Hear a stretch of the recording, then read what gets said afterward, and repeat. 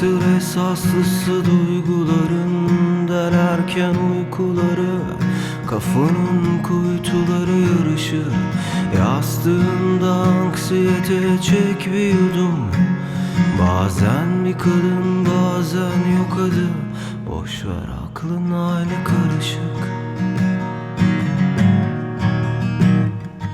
Bağlamak mı maddelere uykuları, yoksa dağlamak mı uyutmayan kanserli duyguları?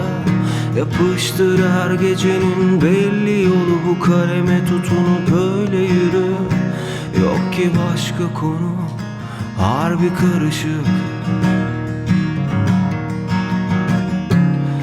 Okyanusun ortasında bir çocuk oynar oltasıyla, rüzgarında savrulur durur.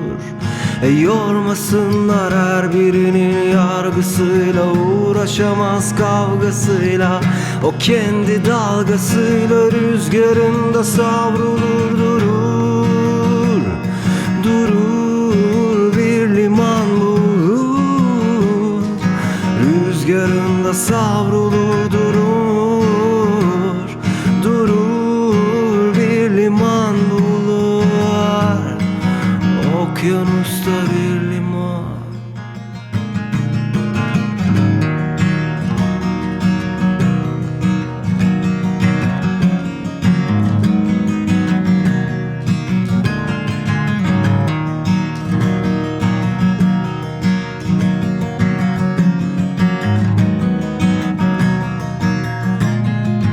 Okyanusun ortasında bir çocuk oynar oltasıyla, rüzgarında savrulur durur. Yormasınlar her birinin yargısıyla, uğraşamaz kavgasıyla. O kendi dalgasıyla rüzgarında savrulur durur.